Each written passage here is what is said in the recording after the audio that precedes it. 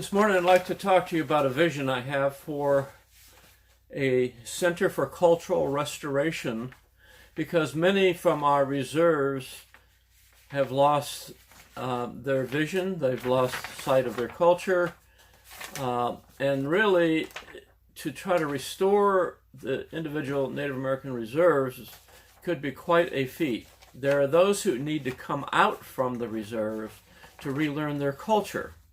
And so it's on my heart to develop a center for Native American cultural restoration for First Nations people. And I'm appealing to those of you who have a lot of financial supplies that might want to be a part of purchasing land and purchasing a start to this cultural restoration center. But I'd like to show you what I have. It's sort of designed about on the back of a turtle shell, and in the center here is a medicine wheel where we could have intertribal gatherings together. And then extended out from the medicine wheel of intertribal gatherings, we have each individual tribe that would come and set up their own culture. And what we would do is get someone who's really good at teaching the real culture of your tribe to come and to lead those who come out from your reserves on restoring the culture in your tribe. And then in back of that is the tribal living areas. For instance, with the Six Nations, you have the Longhouse. With the Cherokee, you have lodges, and so on. Teepees for the Lakota, the Crow. And so it's like there will be living areas where people would be taught how to hunt and gather herbs and gather food supplies. And you would live together in unity in what I call tribal life, because there's very little tribal life today in Indian land.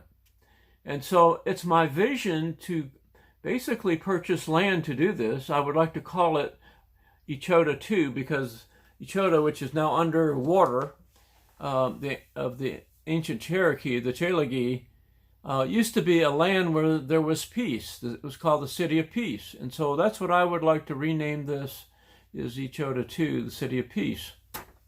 And so if anyone has any financial backing that would like to extend this vision out to intertribal restoration of culture, that's a big part of my heart.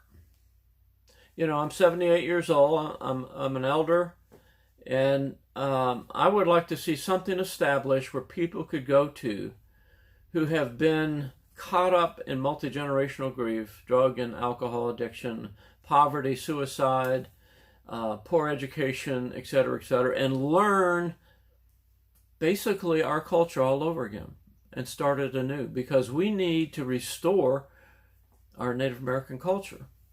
And also, it would include people from other tribes.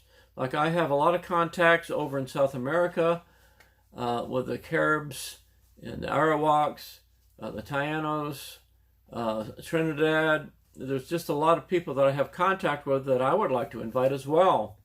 Also from the great Toltec Empire in Mexico with the Aztecs, the Mayans, even from Peru. And so I would like to see this be launched, preferably in the next year. So I just thought I'd share this vision with you, that if you have a vision for love, which that was a love song on my flute, and you would like to see restoration take place, then you can contact me at agapedan1@aol.com, AGAPEDAN1@AOL.com, and I'd be glad to talk with you about this. Again, this is Daniel Okinau from the Mi'kmaq, keeper of the eastern gates of this whole continent, and people of the dawn, saying, I'm challenging you to restore Native American culture, also indigenous cultures from other nations. Aho.